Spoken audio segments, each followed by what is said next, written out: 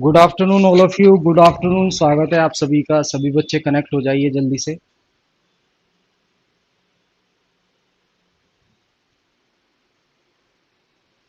नीलम Saini, good afternoon जी। अरविंद राधे, भाई जल्दी से जुड़ जाएं सभी बच्चे।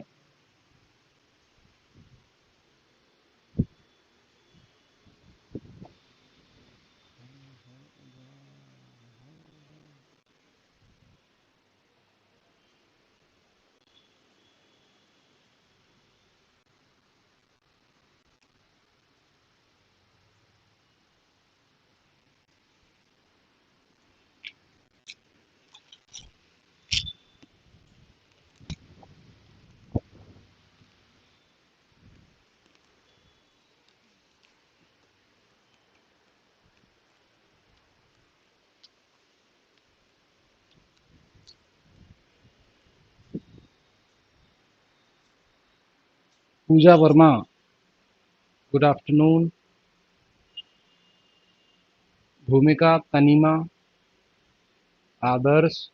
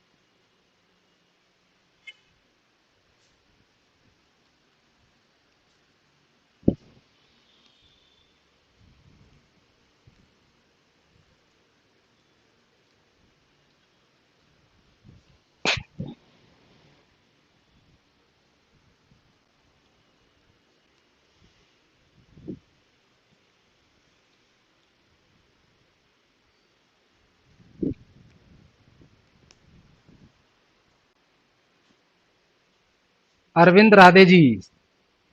बिल्कुल जी, मैंने जवाब दे दिया आपका।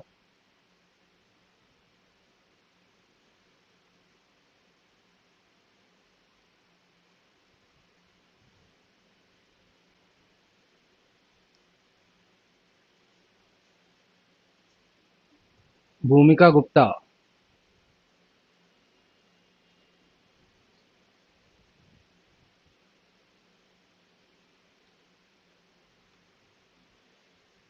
भूमिका जी, स्टडी मटेरियल में बात कर रहे हैं आप? जो अपलोडेड है उसमें उसकी बात कर रहे हैं?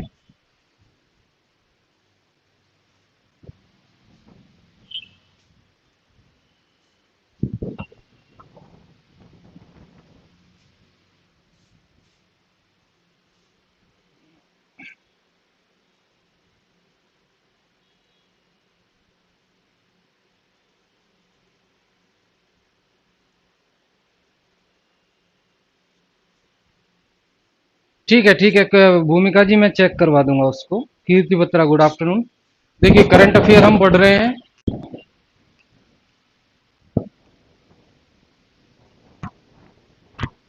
पहला न्यूज क्या है? डाक कर्म योगी। क्या? डाक कर्म योगी।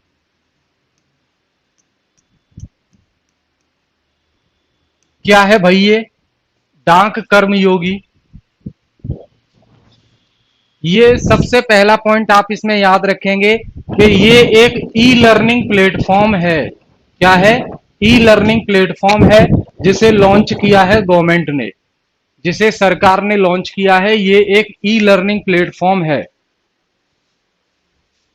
अब इसमें और क्या चीज याद रखनी है आपको कि भारत सरकार के अंदर जो डिपार्टमेंट होता है, department of post, department of post जो डिपार्टमेंट होता है, उसके द्वारा इसे लॉन्च किया गया है। और लॉन्च करने वाले जो मिनिस्टर है वो है श्री अश्विनी वैष्णव।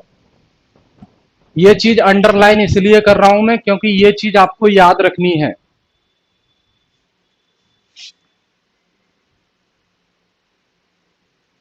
नीलम सैनी, जो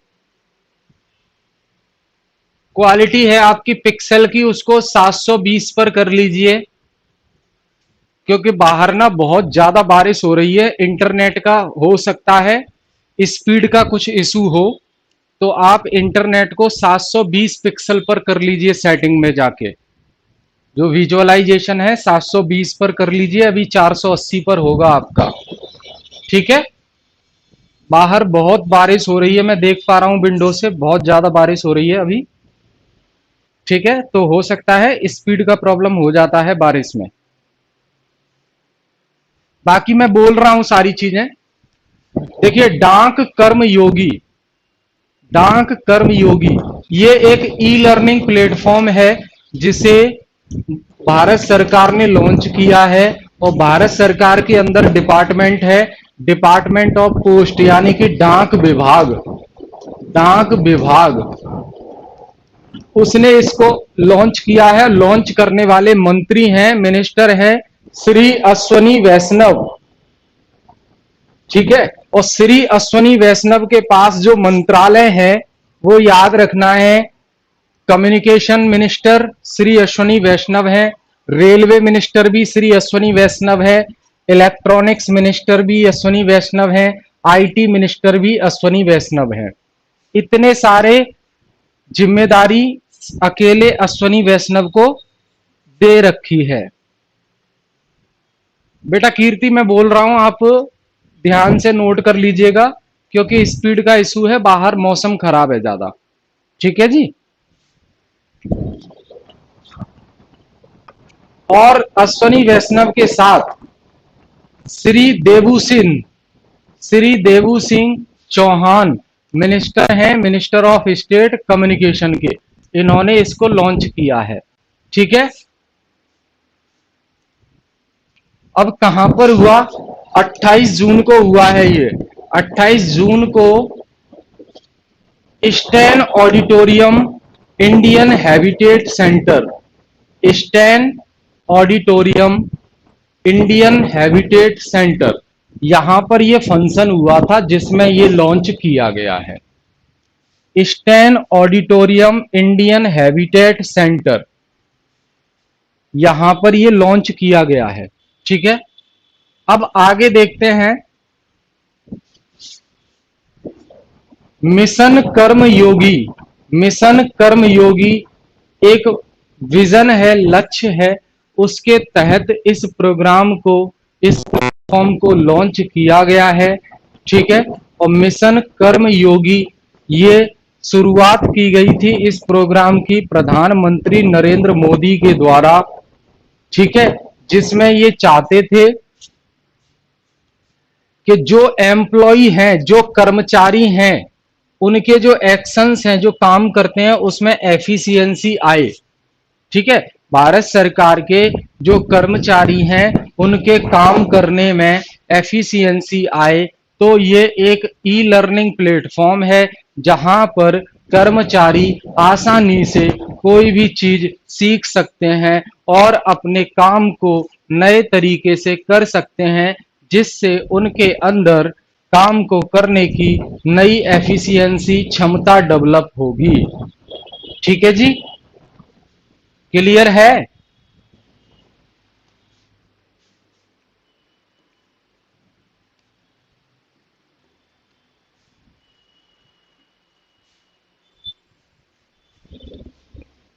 आगे है, UK announces 75 scholarship for Indian student on 75th year of independence. 75वें स्वतंत्रता दिवस के अवसर पर भारतीय विद्यार्थियों के लिए यूनाइटेड किंगडम ने 75 स्कॉलरशिप लॉन्च की है। स्कॉलरशिप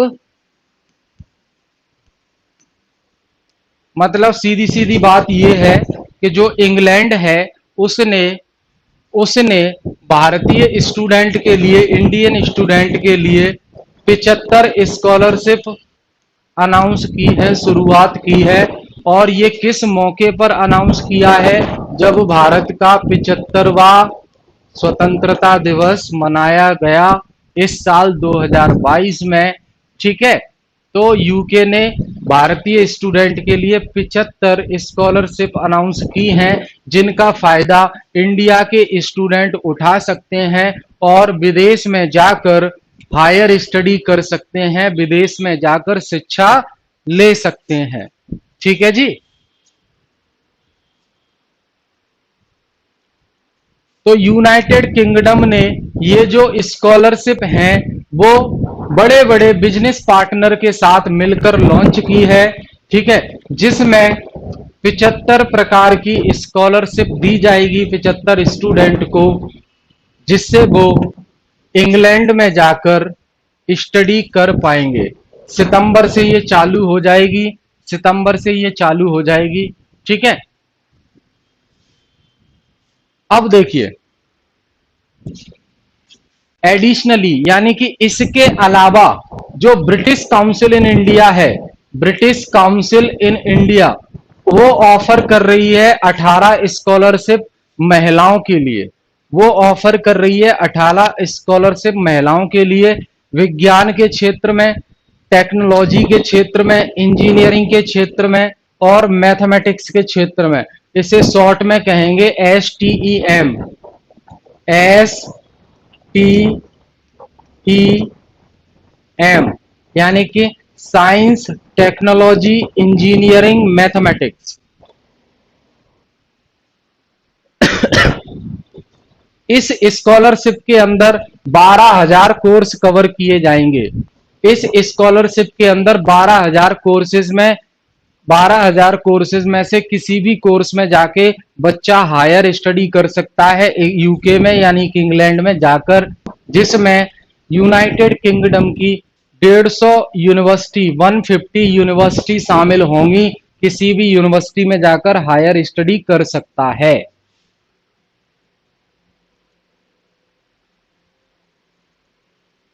ठीक है भाई।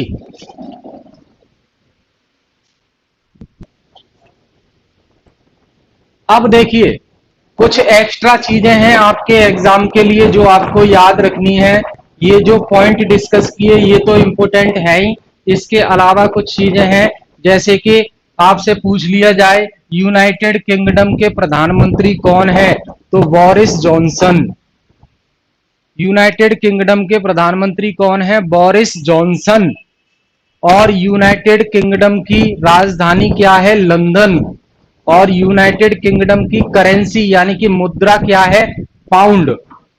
पाउंड मुद्रा है यूनाइटेड किंगडम की। ठीक है जी।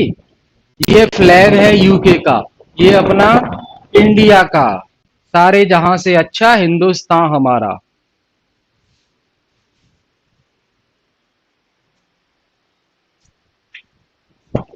जो पॉइंट इंपोर्टेंट है जो आपको याद रखने हैं करंट अफेयर से रिलेटेड जो टॉपिक चल रहा है वो मैं बोल रहा हूं आपको, तो वो पॉइंट तो आपको मिस नहीं करने हैं बिल्कुल भी। ठीक है जी। आगे चला जाए।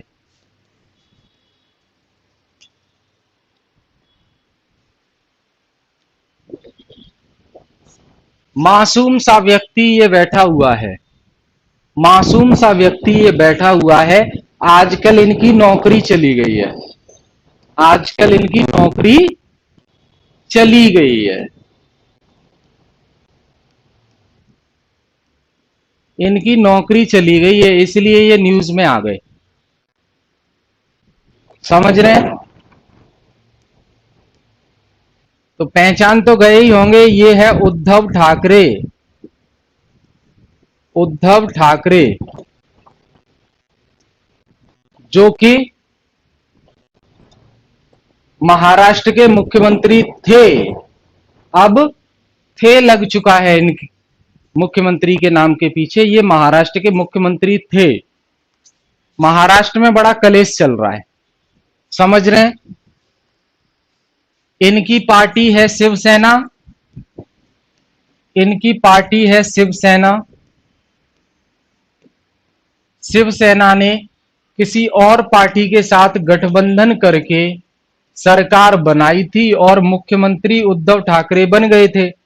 लेकिन अब शिवसेना के ही कुछ विधायक एमएलए, गठबंधन वाला अलग हो गया, शिवसेना के कुछ एमएलए शिवसेना को छोड़कर भाग गए। अब बीजेपी को मौका मिल गया महाराष्ट्र में सरकार बनाने का। पॉलिटी में आपने पढ़ा होगा कि विधानसभा में, लेजिस्लेटिव असेंबली में जब तक मेजॉरिटी है पार्टी के पास, तब तक वो पार्टी सत्ता में बनी रहेगी। जैसे ही मेजॉरिटी यानी कि बहुमत कम होता है, तो उस राज्य का राज्यपाल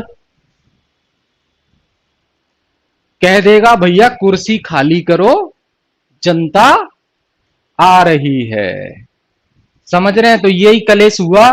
तो अब महाराष्ट्र के मुख्यमंत्री ने अपने पद से रिजाइन दे दिया है। उद्धव ठाकरे ने रिजाइन दे दिया है महाराष्ट्र के मुख्यमंत्री पद से। ठीक है जी। अब क्या है, अब यहां प्रश्न देखिए, मुख्यमंत्री अपना इस्तीफा किसको देता है? ये पॉलिटी में पढ़ाया है मैंने। तो मुख्यमंत्री अपना इस्तीफा भैया गवर्नर को देता है, राज्यपाल को देता है ना? तो महाराष्ट्र के राज्यपाल हैं भगत सिंह कोश्यारी। महाराष्ट्र के राज्यपाल हैं भगत सिंह कोश्यारी।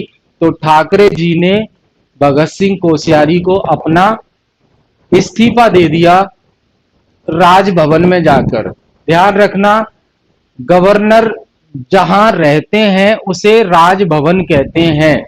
गवर्नर जिस घर में रहते हैं उसे राजभवन कहते हैं।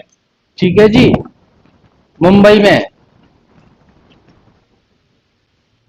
तो राज्यपाल ने भी भैया रेजिग्नेशन एक्सेप्ट कर लिया, स्वीकार कर लिया, और कह दिया राज्यपाल ने उद्धव ठाकरे से कि हम आपका रेजिग्नेशन स्वीकार कर रहे हैं, लेकिन आप कुर्सी पर अभी बने रहो जब तक कि नया मुख्यमंत्री नहीं आ जाता या नए मुख्यमंत्री का कोई बंदोबस्त नहीं हो जाता, चाहे चुनाव के माध्यम से हो या कोई पार्टी आपस में मिलकर सरकार बना ले तो उस पार्टी का मुख्यमंत्री आ जाएगा। तो जब तक नई या नया मुख्यमंत्री ना आए तब तक आप बैठे रहो पद पर और थोड़े से मजे ले लो मुख्यमंत्री पद के। ठीक है जी, क्लियर है? तो प्रश्न है आपका, महाराष्ट्र के मुख्यमंत्री उद्धव ठाकरे ने रिजाइन दे दिया है। अच्छा, यहां बात कर लेते हैं, महाराष्ट्र में दो सदन चलते हैं, एक चलता है विधानसभा, एक चलता है विधानसभा और दूसरा चलता है विधान परिषद। विधान परिषद। और आपको पता है मुख्यमंत्री बनने के लिए इन दो हाउसेज में से किसी एक का सदस्य होना जरूरी होता है।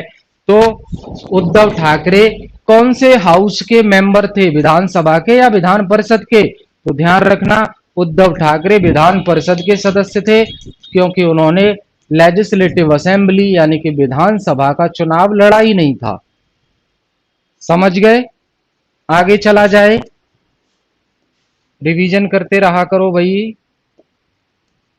नवोदय विद्यालय के फॉर्म आ गए हैं, जो भी भर रहे हो टीजीटी वाले, पीजीटी वाले, नवोदय विद्यालय के फॉर्म आ गए हैं, सुन लीजिए ध्यान से। यूपी के फॉर्म भरे ही जा रहे हैं, टीजीटी के, पीजीटी के।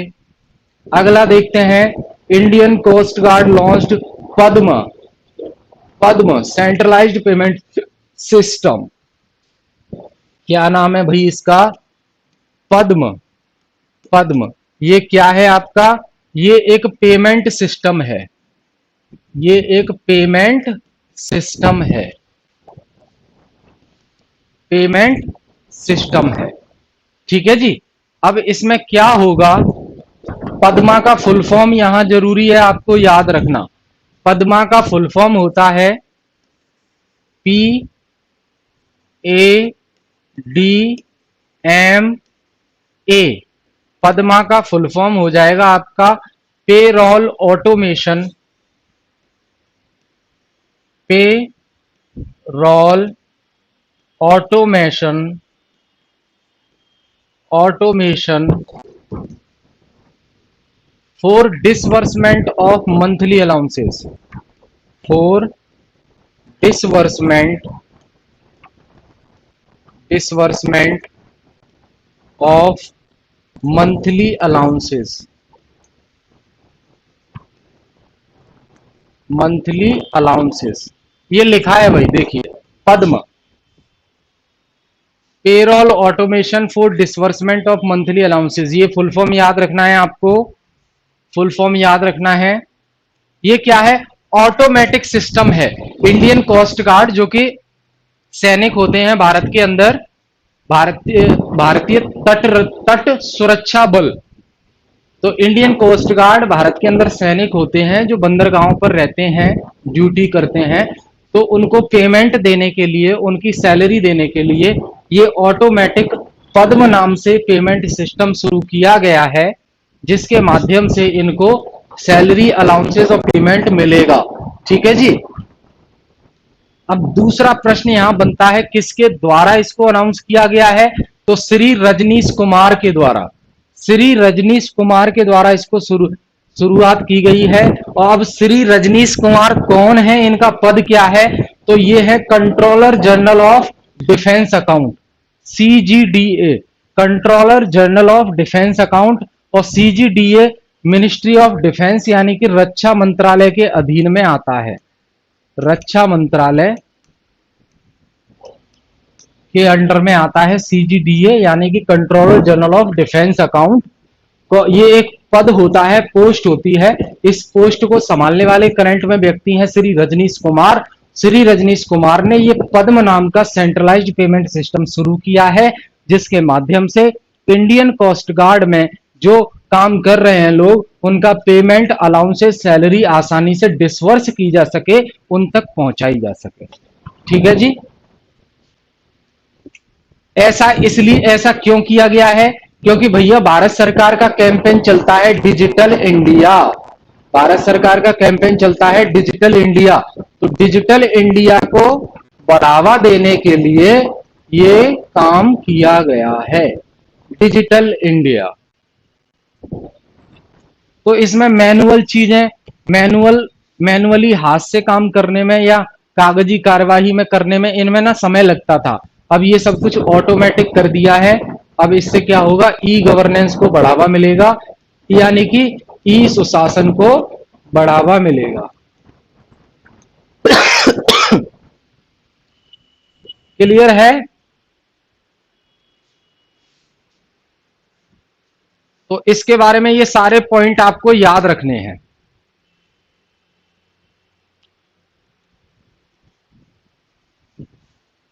आगे चला जाए।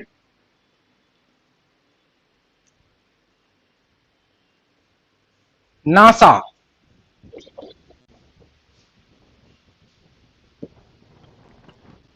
नासा ने कैपिस्टोन मिशन लॉन्च किया है। ध्यान रखिए, ये रहा कैपिस्टोन। नासा ने कैपिस्टोन मिशन लॉन्च किया है। अब नासा है क्या भाई? नासा क्या है? तो ये अमेरिका की स्पेस एजेंसी है। नासा क्या है? अमेरिका की अंतरिक्ष एजेंसी, अंतरिक्ष एजेंसी है। इंडिया की अंतरिक्ष एजेंसी कौन सी है? इंडिया की अंतरिक्ष एजेंसी है इसरो। इंडिया की अंतरिक्ष एजेंसी है ISRO, Indian space research organisation, Indian space research organisation. वैसे ही अमेरिका की स्पेस एजेंसी का नाम है नासा। नासा का फुल फॉर्म होता है national aeronautics and space administration. NASA का फुल फॉर्म होता है national aeronautics and space administration. Full form याद रखेंगे सभी। अब नासा ने कैपिस्टोन मिशन लॉन्च किया है। नासा ने एक मिशन लॉन्च किया है जिसका नाम है कैपिस्टोन। ठीक है।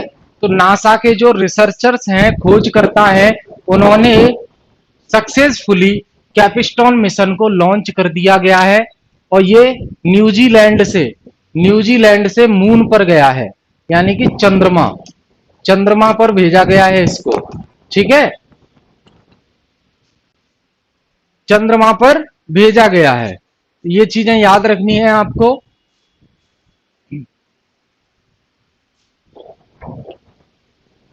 कितना पैसा लगा है? 30 million, 30 million dollar, 30 million dollar पैसा लगा है भैया। कितना रुपया लगा है? 30 मिलियन डॉलर लगा है इसको चंद्रमा पर भेजने में। ठीक है जी। तो नासा का फुल फॉर्म याद रखेंगे, national aeronautics and space administration. NASA के जो हेड इंचार्ज हैं वो इस समय वो है बिल नेल्सन। नासा के जो मेन अधिकारी हैं इस समय वो है बिल नेल्सन, बिल नेल्सन। और नासा का मुख्यालय कहां पर है, headquarter?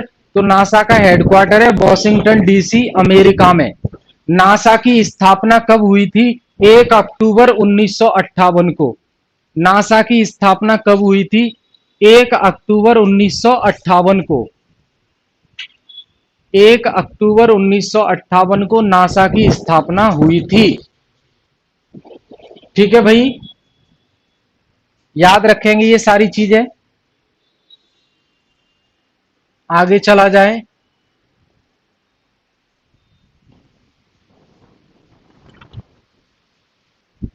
U23 Asian wrestling championship 2022।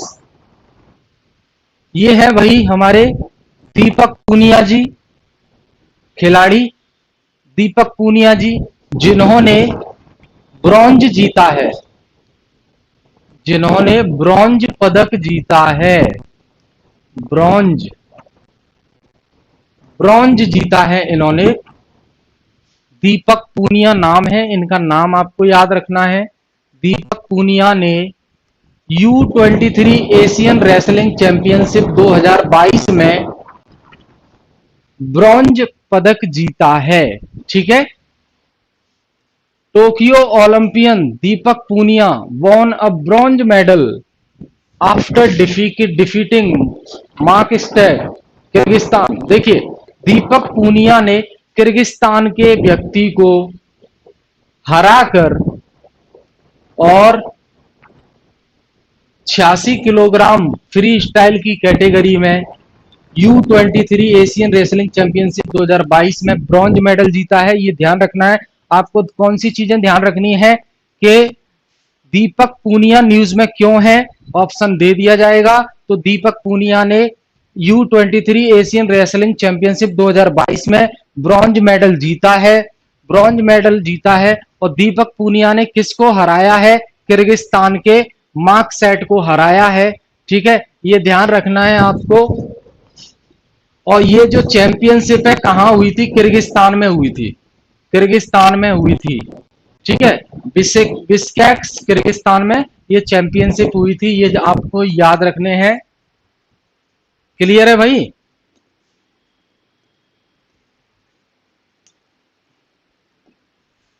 अगला देखिए, Honey testing lab in Nagaland inaugurated bye agriculture minister. ये है भारत सरकार के कृषि मंत्री, ये है भारत सरकार के कृषि मंत्री जिनका नाम है नरेंद्र सिंह, जिनका नाम है नरेंद्र सिंह तोमर, जिनका नाम है नरेंद्र सिंह तोमर। और ये मेरे यहां से, मेरे क्षेत्र से सांसद हैं ये, MP member of parliament, Narendra Singh Tomar. ठीक है जी। तो क्या है बेटा, नरेंद्र सिंह तोमर यानी कि कृषि मंत्री ने नागालैंड में, नागालैंड में एक Honey testing lab, Honey testing lab की शुरुआत की है। हनी टेस्टिंग लैब की शुरुआत की है। हनी का मतलब होता है शहद, हनी का मतलब होता है हनी सिंह नहीं, शहद होता है। हनी का मतलब होता है शहद, डाबर हनी प्योर शहद नहीं है। समझ रहे हैं? तो नरेंद्र सिंह तोमर ने, जो कि कृषि मंत्री हैं भारत सरकार में, उन्होंने हनी टेस्टिंग लैब की शुरुआत की है नागालैंड के अंदर। क्लियर है? क्योंकि नरेंद्र सिंह तोमर नागालैंड में विजिट करने गए थे, उसी समय जो है नरेंद्र सिंह तोमर ने ऑफिशियली हनी टेस्टिंग लेबोरेटरी का शुरुआत कर दी, उसका उद्घाटन कर दिया। क्लियर है? अब हनी टेस्टिंग लैब क्या करेगी? जो बीक सीपर होते हैं, मधुमक्खी पालने वाले और जो प्रोड्यूसर होते हैं, उनको टेस्ट करने में मदद करेगी कि जो हनी है, जो शहद है, उसको सही से टेस्ट कर पाए। ठीक है? क्लियर है? अब नरेंद्र सिंह तोमर के अलावा यहां पर और भी लोग मौजूद थे, जैसे कि जी कैटो जो कि नागालैंड के कृषि मंत्री थे। ये भारत सरकार के कृषि मंत्री हैं। और जी कैटो भी मौजूद थे इनके साथ, नागालैंड के कृषि मंत्री। उसके अलावा जो चीफ सेक्रेटरी हैं, मुख्य सचिव जे अलाम, वो भी मौजूद थे। और केंद्रीय हॉर्टिकल्चर कमिश्नर प्रभात कुमार भी इस सेरेमनी में मौजूद थे। तो ध्यान रखना है बेटा कुछ फैक्ट और, केंद्र सरकार में कृषि मंत्री और किसान कल्याण मंत्री कौन है? नरेंद्र सिंह तोमर। नागालैंड के कृषि मंत्री कौन है? जी कैटो। मुख्य सचिव कौन है नागालैंड के? जे आलम। सेंट्रल हॉर्टिकल्चर कमिश्नर कौन है? प्रभात कुमार। ये चीजें याद रखनी है आपको।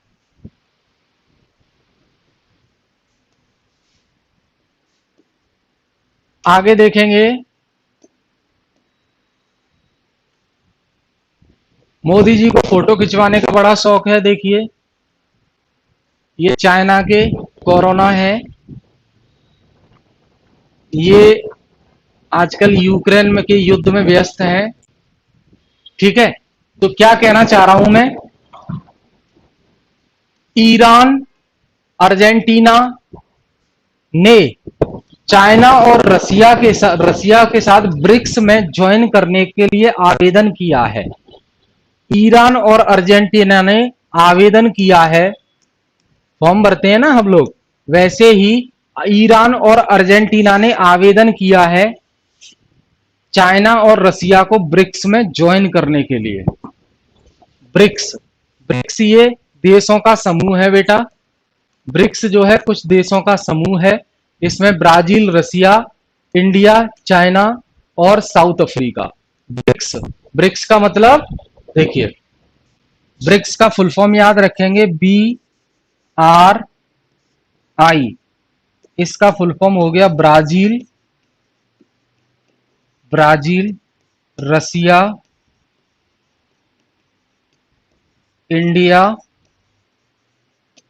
अब बचा C और S, तो ये चाइना और ये साउथ अफ्रीका। ठीक है जी? तो ब्रिक्स में इतने हैं। ईरान और अर्जेंटीना ने आवेदन किया है कि वो भी ज्वाइन करना चाहते हैं चाइना और रसिया को ब्रिक्स में। तो ये चीजें आपको याद रखनी है। ठीक है जी? अब बात आ जाती है अर्जेंटीना के राष्ट्रपति कौन है, प्रेसिडेंट। तो ध्यान रखना है, अल्बर्टो फर्नांडिस अर्जेंटीना के राष्ट्रपति हैं। इनका नाम आपको याद रखना है। इनकी बड़ी इच्छा है ब्रिक्स को ज्वाइन करने की। इनकी बड़ी इच्छा है ब्रिक्स को ज्वाइन करने की। ठीक है? ब्रिक्स के सदस्य कौन कौन से हैं वो मैंने आपको बता दिया। आपसे सवाल पूछा जा सकता है कि ब्रिक्स में निम्न में से कौन से देश शामिल नहीं हैं।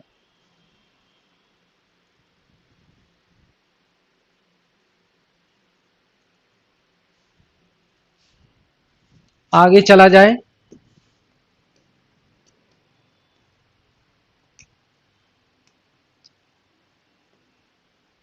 One health pilot initiative. One health pilot initiative launched in Bangalore में वन हेल्थ पायलट, ये नाम याद रखना है, वन हेल्थ पायलट की शुरुआत की गई है बेंगलुरु में। अब जो डिपार्टमेंट ऑफ एनिमल हस्बेंड्री है, पशुपालन वाला जो और डेयरी वाला जो डिपार्टमेंट है, उन्होंने लॉन्च उन्होंने लॉन्च किया है वन हेल्थ पायलट इन बेंगलुरु कर्नाटका। ठीक है। इस प्रोग्राम का लक्ष्य क्या है बेटा? इस प्रोग्राम का लक्ष्य क्या है? इस प्रोग्राम का लक्ष्य ये है कि जो एनिमल से संबंधित लोग हैं, ह्यूमन और एनवायरमेंट हेल्थ से संबंधित लोग हैं, उनको एक सिंगल प्लेटफॉर्म पर लाया जाए। जो समस्याएं आ रही हैं वो सब मिलकर उसका सामना करें और समाधान निकालें। वन हेल्थ पायलट यानी कि एक जगह ये सब इकट्ठे हो जाएं। समझ रहे हैं? तो डीएएचडी का मतलब है department of animal husbandry and dairying. तो जो डीएएचडी है, इसने कोलैबोरेशन किया है किसके साथ?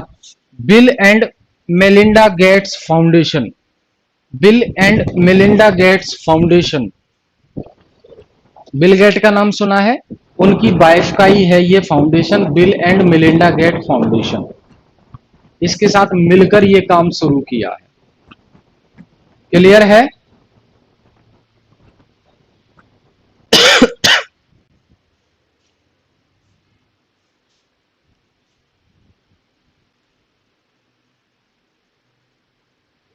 तो कर्नाटका के साथ ये उत्तराखंड में भी आगे शुरू होगा। और मछली मंत्रालय, ministry of fisheries, animal husbandry और डेयरिंग, ये इनका मंत्रालय है पूरा। याद रखेंगे भाई। कमेंट बॉक्स में कोई हलचल नहीं है, क्या हो गया? समझ तो आ रही है ना चीजें? देखिए, करंट अफेयर में नई चीजें होती हैं, वो याद रखनी पड़ेंगी आपको।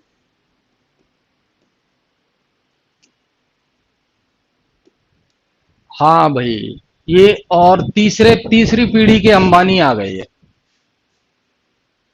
ये है जी आकाश अंबानी। आकाश अंबानी मुकेश अंबानी के सुपुत्र। मुकेश अंबानी ने अब अपने बेटे को चेयरमैन बना दिया है। किसका? जियो कंपनी का। जियो कंपनी का चेयरमैन बना दिया है मुकेश अंबानी ने अपने बेटे आकाश अंबानी को। यही न्यूज है भाई। ठीक है। तो मुकेश अंबानी का जो बड़ा बेटा है आकाश अंबानी, वो जियो इन्फोकॉम, पूरा नाम है जियो कंपनी का जियो इन्फोकॉम ब्रॉड, और digital division of Reliance industry का जो डिजिटल डिवीजन है उसका चेयरमैन बना दिया है। क्लियर? तो मुकेश अंबानी ने तो रिजाइन कर दिया है और डायरेक्टर के पद से 27 जून को। अब आकाश अंबानी जो उनके लड़के हैं वो इसको संभालेंगे भाई, जियो को। ठीक है जी। तो आकाश जो संभालने वाले हैं वो रिलायंस जियो इन्फोकॉम को संभालेंगे, डिजिटल डिवीजन को संभालेंगे। वैसे रिलायंस जो है कई क्षेत्रों में काम करती है, जैसे कि बिजनेस सेगमेंट में, पेट्रोकेमिकल में, ऑयल रिफाइनिंग में, रिटेल में, डिजिटल सर्विसेज में, टेलीकॉम वगैरह, इन सब में काम करती है। तो न्यूज यही है कि आकाश अंबानी अगर चर्चा में क्यों है, अगर ये प्रश्न आए तो आकाश अंबानी को नया चेयरमैन बना दिया है। नया चेयरमैन बना दिया है जियो इन्फोकॉम का। जियो इन्फोकॉम।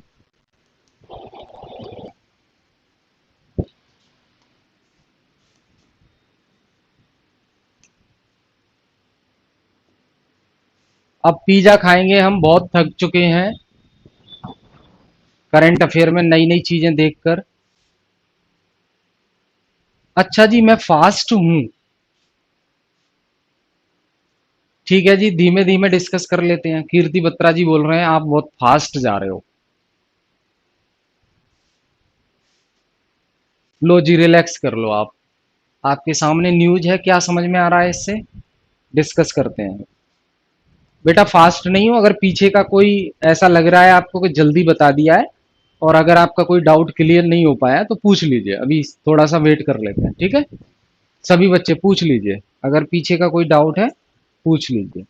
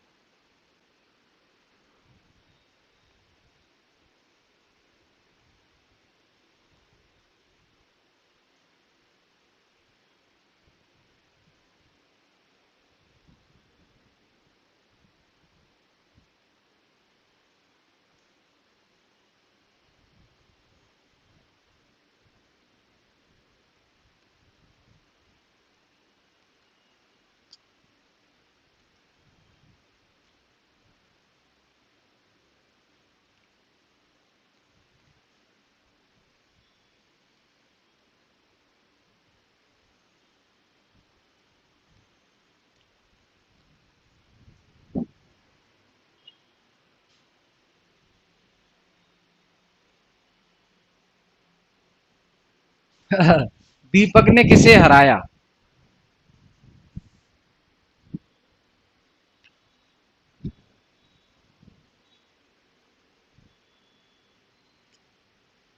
सामने लिखा था भाई मैंने आपको, देखिए।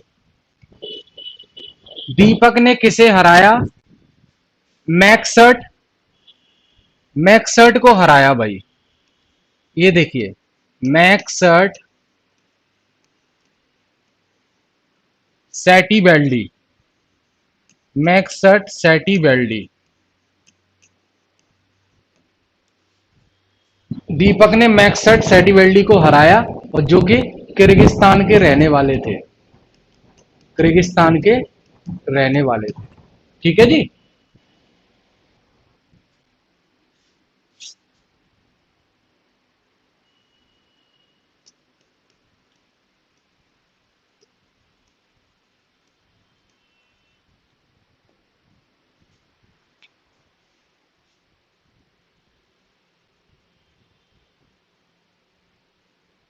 पूजा वर्मा, दीपक का फील्डर, रेसलिंग, रेसलिंग, मुक्काबाज, मुक्केबाजी। ठीक है, अब देखिए भैया, जोमेटो, पिज्जा बहुत खाते होंगे आप। जोमेटो ने एक कंपनी को खरीद लिया है जिसका नाम है ब्लिंकिट। ब्लिंकिट, इस कंपनी का नाम है ब्लिंकिट, जिसे पहले ग्रोफर के नाम से जानते थे आप। Grofers, Grofers India. ब्लिंकिट जो कंपनी है जिसे पहले ग्रोफर्स इंडिया के नाम से जाना जाता था, तो अब ब्लैंकिट को जोमेटो ने खरीद लिया है। ब्लैंकिट को जोमेटो ने खरीद लिया है। कितने में खरीदा है? 4,447 रुपए में। जोमेटो ने ब्लैंकिट को 4,447 रुपए में खरीद लिया है। क्लियर है भाई? जोमेटो ने अभी खरीदा है ब्लैंकिट, ब्लैंकिट को 4,447 रुपए में। बाकी जोमेटो जो है पिछले साल ग्रोफर इंडिया को यानी कि ब्लैंकिट को $50 मिलियन का लोन भी दे चुकी है। तो शेयर तो पहले ही खरीद लिया था, अब पूरी तरह से जो है एक्वायर कर लिया है। जोमेटो कब बनी थी कंपनी? जुलाई 2008 में। जोमेटो कंपनी जुलाई 2008 में बनी थी। जोमेटो किसने बनाई थी? दीपिंदर गोयल और पंकज चड्डा ने। जोमेटो कंपनी किसने बनाई थी? कौन इसके फाउंडर थे? तो इसके फाउंडर थे बेटा दीपिंदर गोयल और पंकज चड्डा। ये इसके फाउंडर थे। जोमेटो का मुख्यालय, हेडक्वार्टर कहां पर है? गुड़गांव, हरियाणा। जोमेटो का हेडक्वार्टर है गुड़गांव, हरियाणा में।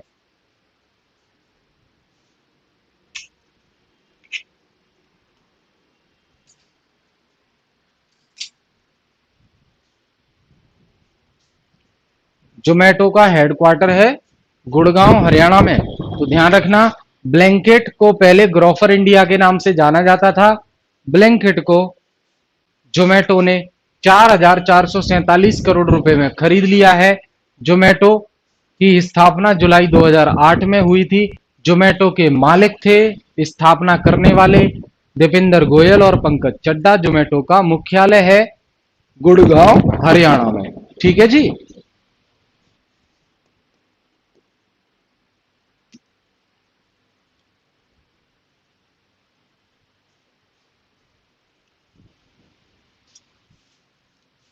देखिए, एस मनी जो कंपनी है, S money, S money company ने एक नया बियरेबल एटीएम कार्ड लॉन्च किया है।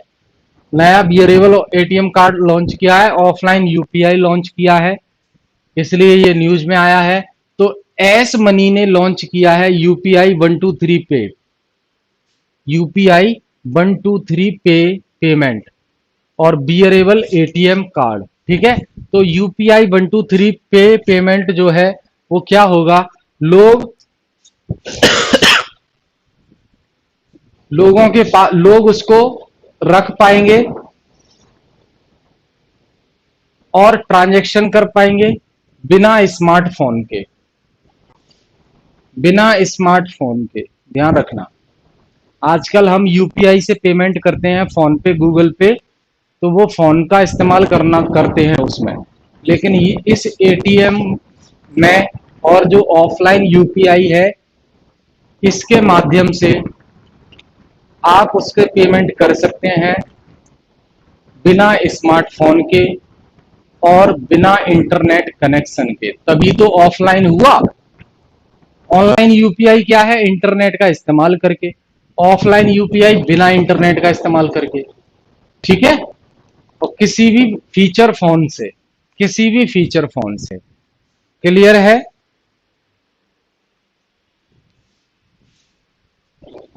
एक बार इस्तेमाल करके देखिएगा इसको। एस मनी ने जो एटीएम लॉन्च किया है कार्ड और ऑफलाइन यूपीआई लॉन्च किया है, इसको आपके पास अगर स्मार्टफोन नहीं है तो भी आप इस्तेमाल कर सकते हैं इसको। इंटरनेट कनेक्शन भी नहीं है तो भी पेमेंट कर सकते हैं। अच्छी बात है ये तो। एक बार इस्तेमाल करके देखिएगा। ये 3 महानुभूति हैं एस मनी से, जिन्होंने ये लॉन्च किया। क्लियर है भाई? अब इस्तेमाल करने पर इसकी कमी और अच्छाइयां पता लगेंगी। नीति आयोग,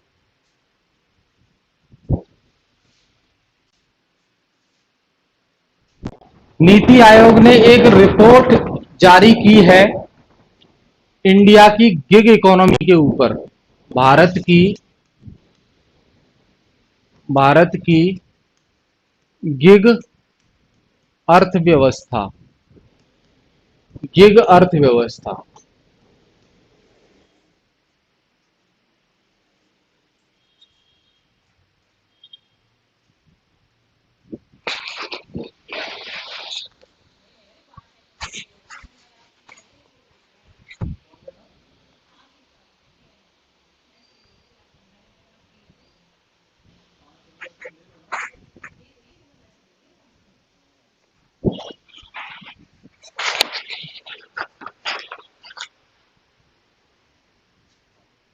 इंडिया की गिग इकोनॉमी के ऊपर नीति आयोग ने एक रिपोर्ट जारी की है। अब बात आती है गिग इकोनॉमी होती क्या है। गिग इकोनॉमी होती क्या है? तो बेटा ध्यान रखना, जो लेबर क्लास है, labour class, unorganised, unorganised sector में काम करते हैं, असंगठित क्षेत्रों में, उनका जो अर्थव्यवस्था है उसे गिग इकोनॉमी कहते हैं। ठीक है ना? अब नीति आयोग ने गिग इकोनॉमी के ऊपर एक रिपोर्ट जारी की है, जिसका टाइटल दिया है India's booming gig and platform economy. ठीक है? तो आपको याद रखना है कि इंडिया की गिग इकोनॉमी के ऊपर रिपोर्ट किसने जारी की है? नीति आयोग ने जारी की है। क्लियर है? नीति आयोग के जो 22 चेयरमैन हैं, उपाध्यक्ष, वो सुमन बेरी हैं।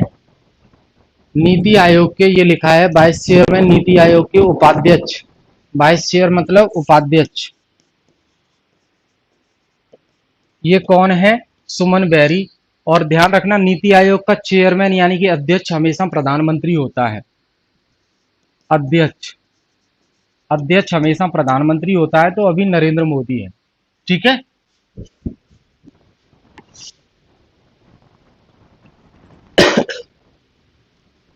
तो ये चीजें याद रखनी है आपको, 3-4 पॉइंट इसमें।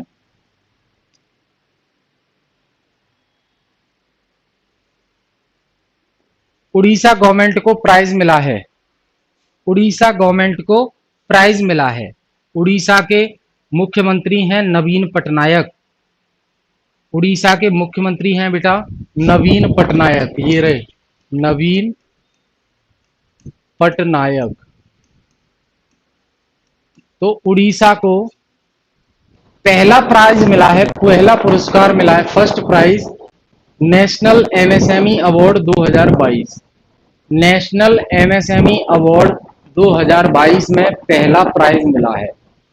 एमएसएमई का फुल फॉर्म होता है micro small and medium enterprises. ठीक है, तो उड़ीसा गवर्नमेंट का जो डिपार्टमेंट है ये, उसके अंडर में फर्स्ट प्राइज मिला है नेशनल एमएसएमई अवार्ड 2022 का। बहुत अच्छी परफॉर्मेंस इन्होंने दिखाई है, क्लियर है एमएसएमई सेक्टर को लेकर। जबकि उड़ीसा तो फर्स्ट पोजीशन पर रहा है एमएसएमई अवार्ड 2022 में, फर्स्ट पोजीशन पर। बिहार जो है सेकंड पर रहा है और हरियाणा थर्ड पर रहा है। बिहार सेकंड पर रहा है, हरियाणा थर्ड पर रहा है।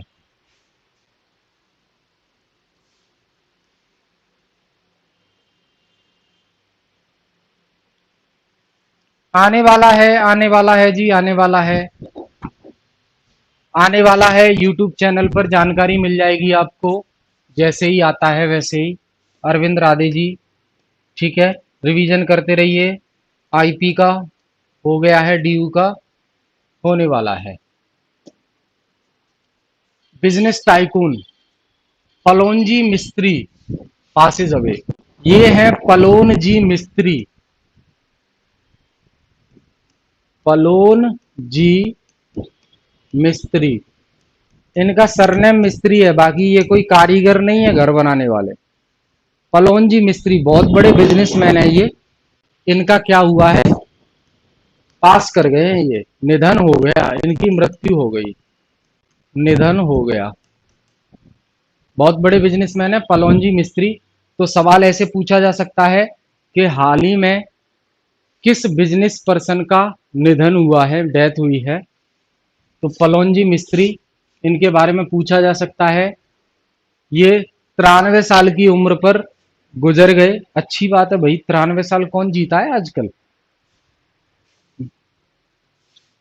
मिलावट का दूध पी रहे हैं सब लोग, अमूल का, मदर डेयरी का।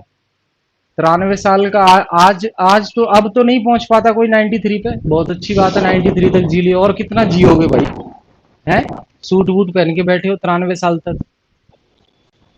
तो पलोनजी मिस्त्री जो है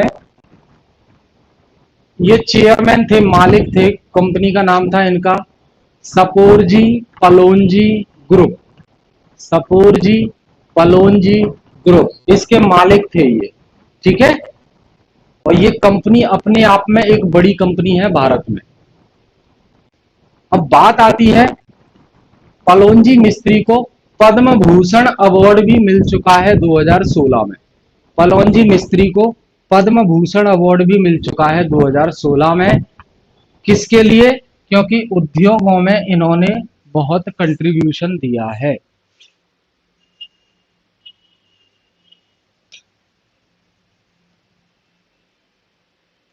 कीर्ति बत्रा 97, भाई साहब वो सेंचुरी मार के जाएंगी कीर्ति जी, ध्यान रखना आप।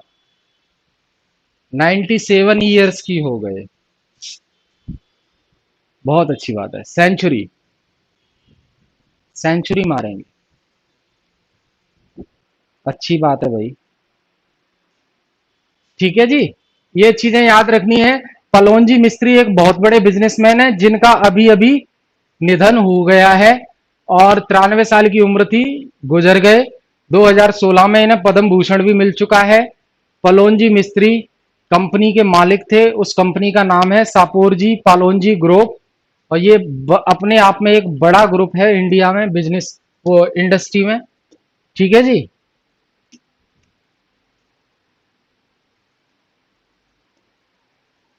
ये भी चले गए, ये भी चले गए। इन्हें देख के लग रहा है कि इन्हें इनकी आखिरी इच्छा शायद अधूरी रह गई। इनका नाम है चुआलोर कृष्णमूर्ति, कृष्णकूती, चुआलोर कृष्णकूती, इनका भी निधन हो गया है। ये लिरिक्स थे। अब देखिए, याद रखना है ये केरल के थे, केरल के थे, ये लेखक थे, लेखक थे। पत्रकार थे, ये जर्नलिस्ट थे, ठीक है जी। एक प्राइवेट मेडिकल हॉस्पिटल में 86 साल की उम्र में इनका निधन हो गया है, ठीक है। पहले ये आर्टिस्ट के रूप में काम भी कर चुके हैं एआईआर में, ऑल इंडिया रेडियो, आकाशवाणी में, ठीक है। 200 से अधिक किताबें लिख चुके हैं ये, 3000 से ज्यादा डिवोशनल सॉन्ग लिख चुके हैं, और जो है मलयाला मनोरमा डेली के असिस्टेंट भी रिटायर हो गए थे, ये याद रखना है आपको।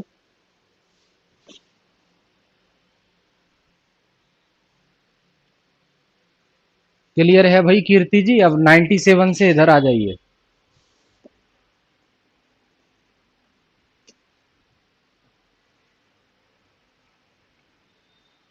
ये जी मेला लगा है, बारिश बारिश का मौसम है और मेला लगा हुआ है। कामाख्या टेम्पल बड़ा ही फेमस टेम्पल है, कामाख्या देवी, कामाख्या देवी का टेम्पल है, बड़ा ही फेमस है गुवाहाटी में। देख रहे हैं आप, गुवाहाटी में ये कामाख्या देवी का टेम्पल है, मंदिर है। कभी मौका मिले तो देखने जरूर जाइएगा। 4 दिन का यहाँ मेला लगा हुआ है, 4 दिन का यहाँ मेला लगा हुआ है। कामाख्या टेम्पल, लोकेशन याद रखना, गुवाहाटी में है ये कामाख्या टेम्पल, ठीक है। इस मेले का नाम है बेटा अंबुबाची मेला, नाम याद रखेंगे। इस मेले का नाम है अंबुबाची मेला, क्लियर। 4 दिन का ये मेला है, 4 दिन का ये मेला है, ठीक है।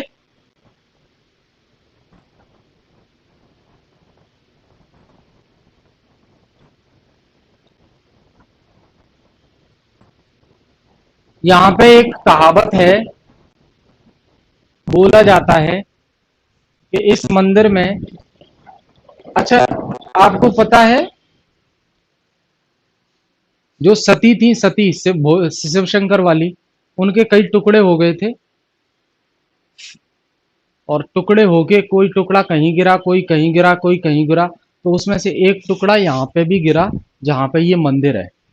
तो बोला जाता है कि जो पार्वती हैं, पार्वती हैं, वो 4 दिन के लिए इस मंदिर का दरवाजा अपने आप बंद कर लेती हैं, ठीक है ना, अपने आप बंद कर लेती हैं, क्लियर है। ये चीजें याद रखनी है आपको, 4 दिन के लिए पार्वती अपना मंदिर का दरवाजा बंद कर लेती हैं, और क्यों करती हैं बेटा? Mensuration cycle, mensuration cycle, mensuration cycle वाला वो समय होता है 4 दिन का, इसलिए वो पार्वती ये टेम्पल का दरवाजा बंद कर लेती हैं, ठीक है जी, क्लियर है। गुवाहाटी में है कामाख्या टेम्पल, लोकेशन याद रखेंगे, गुवाहाटी असम में है, ठीक है। एनुअल फेस्टिवल होता है ये, और जून के मिड में होता है, ठीक है। जहां पर, जहां ब्रह्मपुत्र जो नदी है पूरे उफान पर रहती है मानसून सीजन के लिए, तो ये चीजें आपको याद रखनी है।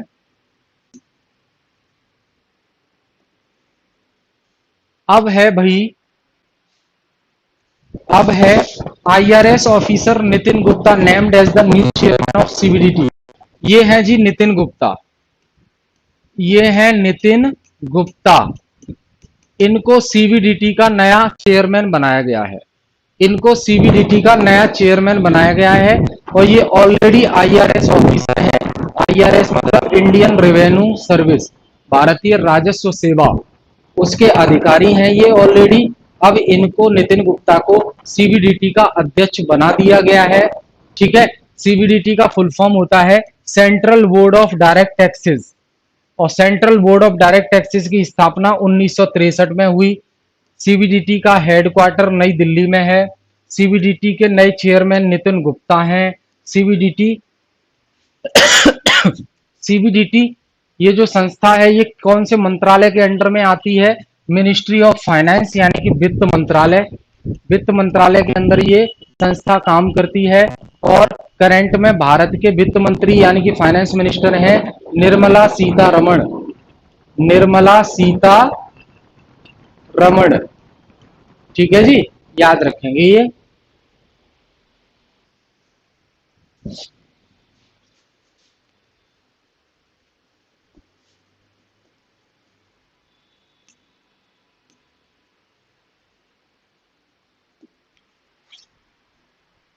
अब देखिए ये तीन लोग हैं भाई, इनको कैंपेगौड़ा इंटरनेशनल अवार्ड मिला है।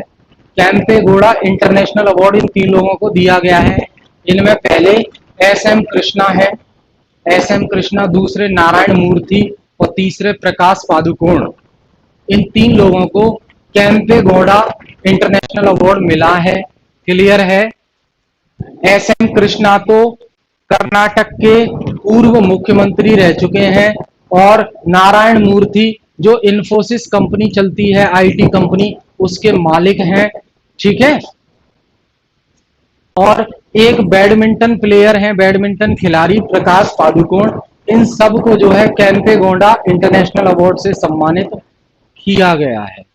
ठीक है जी, याद रखेंगे। अब ये अवार्ड कौन देगा इनको? तो जो चीफ मिनिस्टर हैं बासाब राजा बॉम्बई, ये देंगे इनको अवार्ड।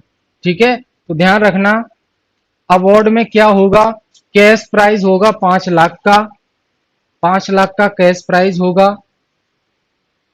ये है अवार्ड। क्लियर? कर्नाटक के मुख्यमंत्री देंगे ये अवार्ड। बेंगलोर सिटी में 27 जून को दे दिया विधानसौधा। तो इन तीन लोगों के नाम याद रखने हैं। एस एम कृष्णा जो कि कर्नाटक के पूर्व मुख्यमंत्री हैं, एस एम कृष्णा कर्नाटक के पूर्व मुख्यमंत्री हैं, और नारायण मूर्ति इन्फोसिस के चेयरमैन हैं, और प्रकाश पादुकोण बैडमिंटन प्लेयर है। क्लियर?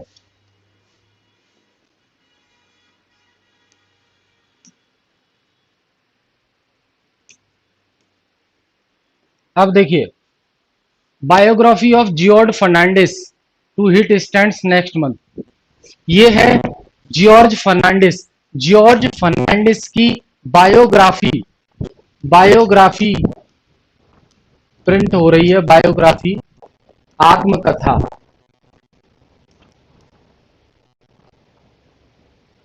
इनकी बायोग्राफी पर एक किताब आ रही है, जॉर्ज फर्नांडिस की बायोग्राफी आ रही है। ठीक है, जॉर्ज फर्नांडिस लीडर भी रह चुके हैं और जॉर्ज फर्नांडिस केंद्र सरकार में मिनिस्टर भी रह चुके हैं। क्लियर है? तो इस ये जो बायोग्राफी आ रही है जॉर्ज फर्नांडिस की, इसका नाम है the life and times of George Fernandes. ये नाम याद रखना है। अब इसको लिख कौन रहा है? राहुल रामगुंडम। राहुल रामगुंडम इसको लिख रहे हैं। ठीक है, 25 जून को ये 25 जुलाई को सॉरी प्रिंट हो जाएगी। 25 जुलाई को ये प्रिंट हो जाएगी। तो ध्यान रखना जॉर्ज फर्नांडिस की बायोग्राफी प्रिंट हो रही है 25 जुलाई को। इसको लिखने वाले हैं राहुल रामगुंडम और इसका बुक का टाइटल का नाम होगा the life and times of George Fernandes. Clear है भाई?